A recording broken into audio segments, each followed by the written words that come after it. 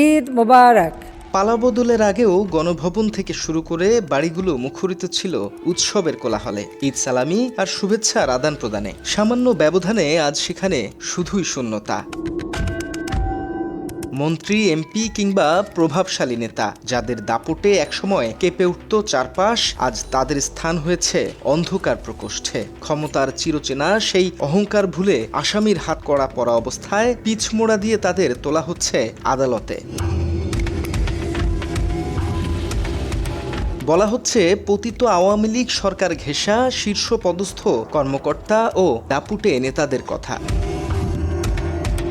জুলাই আগস্টের ছাত্র জনতার রক্তক্ষয়ী গণ অভ্যুত্থানের পর শেখ হাসিনাকে ফুল দিয়ে ফ্রেমবন্দি হওয়ার সেই ভিআইপি প্রতিযোগিতা আজ শুধুই ঘৃণার উপলক্ষ।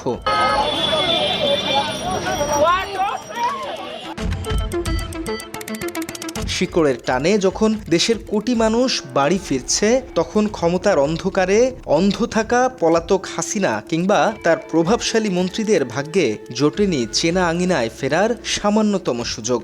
বুক ভরা ক্ষমতা আর কোটি কোটি টাকার সাম্রাজ্য ফেলে তারা আজ কেউ দেশ ছাড়া, কেউ বা কেরানীগঞ্জ কেন্দ্রীয় কারাগারের চার দেয়ালে বন্দী। ক্ষমতার এই আকস্মিক পতনকে উপযুক্ত শিক্ষা হিসেবেই দেখছে সাধারণ মানুষ।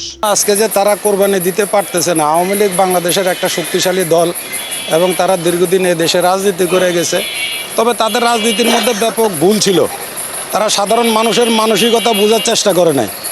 তারা যেভাবে লুটিপাটি বা প্রশাসনিক এই দেশের যে একটা নৈরাজ্য সৃষ্টি করছে, যেভাবে মা বোনের মায়েদের বুক খালি করা হয়েছে, ছাত্রদেরকে যেভাবে মারা হয়েছে, অ্যাকচুয়ালি এগুলো কিন্তু অনাকাঙ্ক্ষিত, এগুলো কাঙ্ক্ষিত না। উৎসবের এই আনন্দ যেন বন্দি জীবনেও কিছুটা ছোঁয়া দিয়ে যায়, সেজন্য দেশের প্রতিটি সংশোধনাগারে এবার নেওয়া হয়েছে ত্রিমাত্রিক বিশেষ প্রস্তুতি। কারা কর্তৃপক্ষ জানিয়েছে, বন্দীদের মানসিক চাপ দূর করতে ভেতরেই আয়োজন করা হয়েছে সাংস্কৃতিক অনুষ্ঠান এবং খেলাধুলার। স্বজনদের সাথে মুঠোফোনে কথা বলার স্বাভাবিক সময়সীমাও বাড়ানো হয়েছে। এছাড়া এবার ঈদের দ্বিতীয় দিন বন্দীরা পাবেন পরিবারের হাতে রান্না করা পছন্দের খাবার খাওয়ার বিশেষ সুযোগ।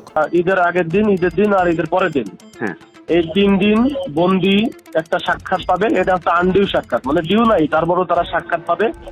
তারা হচ্ছে ফোনে কথা বলতে পারবে। কেন্দ্র আছে মনন চর্চা, বন্দীদের সুস্থ মস্তিষ্ক বা সুস্থ মনের জন্য আমরা মনন চর্চা কেন্দ্র রাখি। তো সেখান থেকে গান বাজনার আয়োজন আছে। আর পাশাপাশি আমরা রিক্রিয়েশন বা খেলাধুলার অংশ হিসেবে বন্দীদের ভিতরে টিম করে ফুটবল এবং ক্রিকেট খেলার আয়োজন করে থাকি। তবে কথা বলে জানা গেছে, ঈদুল আজহা উপলক্ষে কোনো পশু কোরবানি দেওয়ার সুযোগ নেই কারাগারে। এবারের ঈদের সবচেয়ে বড় নাটকীয়তা আর আলোচনার কেন্দ্রবিন্দু দেশের এই কারাগারগুলো। দীর্ঘ 16টি বছর যারা বিশাল গাড়িবহর আর জমিদারি হালচাল নিয়ে চলতেন, আজ তাদেরই একজন সাবেক প্রধানমন্ত্রীর উপদেষ্টা সালমান এফ রহমান কিংবা গোলাম দস্তগীর গাজী। ক্ষমতার জোরে যারা গড়েছিলেন টাকার পাহাড়, আজ তারা নিজেরা খাচ্ছেন জেলের থালাবাসনে দেয়া বন্দি খাবার।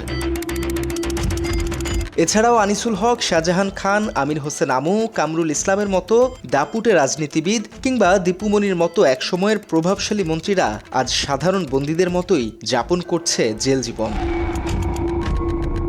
দীর্ঘ 16 বছর রাজকীয় ভোজ খেয়ে অভ্যস্ত দীপুমনি বা জুনাইদ আহমেদ পলকদের ঈদের সকালটা শুরু হয়েছে জেলের বরাদ্দ করা সামান্য মুড়ি আর পায়েস মুখে দিয়ে। দুপুরে মেনুতে পোলাও, মাংস ও রোস্ট থাকলেও রাতের মেনুতে জায়গা পেয়েছে সাদা ভাত, আলুর দম আর ডিম। আপনার সকালে থাকবে পায়েস এবং মুড়ি, আর আপনার দুপুরে থাকবে পোলাও, গরুর মাংস, মুরগির রোস্ট, তারপরে আপনার কোমল পানীয়, মিষ্টি, পান, সুপারি, এগুলা।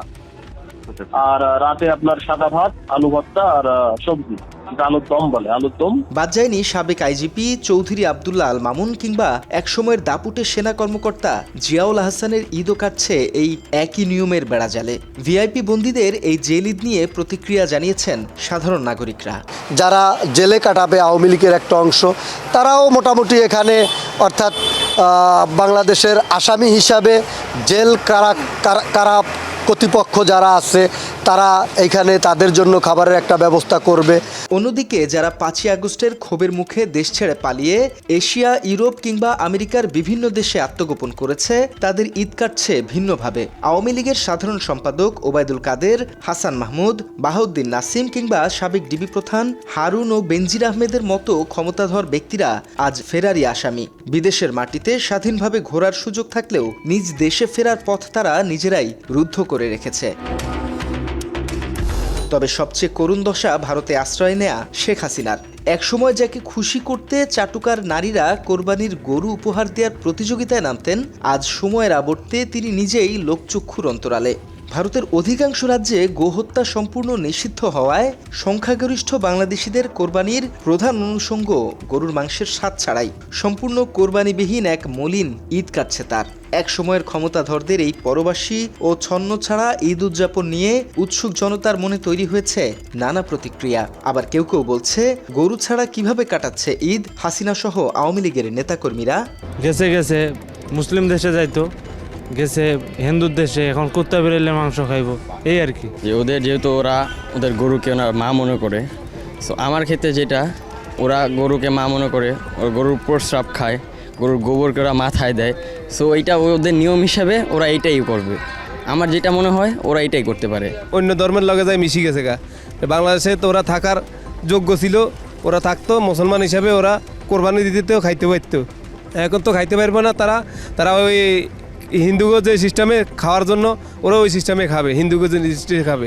একদিকে পরবাসে গরুর মাংস না খাওয়ার তীব্র আক্ষেপ, অন্যদিকে দেশের জেলে থাকা সহযোগীদের ভাগ্যে জেলের সস্তা খাবার। জনগণের উপর নির্বিচারে জুলুম চালানো এই স্বৈরাচারী শাসকদের জন্য প্রকৃতির এর চেয়ে বড় ও উপযুক্ত বিচার আর কী বা হতে পারে।